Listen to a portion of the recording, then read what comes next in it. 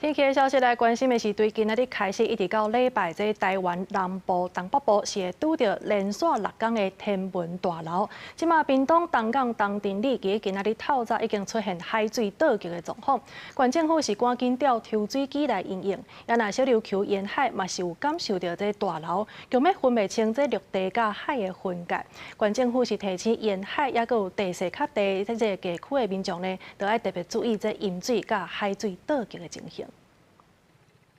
明明都无落雨，不过大路边却出现不少积水。22、27的年度天文大流影响南部甲东北部沿海，屏东、东港的东庭里因为地势较低，日透早水就一直为排水沟溢出。县府前一暗就指示电工所透暝准备抽水机区。阮有咧建议讲，迄个这2条溪的溪尾无，溪尾要来做防潮闸门。啊，你即马你无做防潮闸门，你干那要讲路面？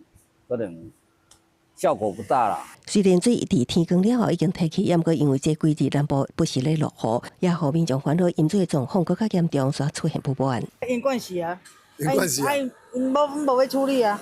那东庭里、东梁顶地势同款街里排水沟边啊，拢提前准备好抽水机区。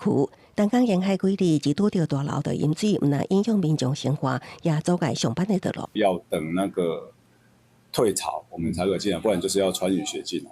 而且它那个好像都是海水，海水基本上如果淹进来，就会造成很大的麻烦，就像东势就会生锈什么之类的。海水满出来也造成海出口一带分袂清陆地甲海界线。除了东港、小琉球沿海这2日暴流明显，因为天文大流会继续6日，屏东县府也提醒沿海甲街区地区的民众一定要细致，严防局部饮水甲海水倒灌。公视新闻采访报道。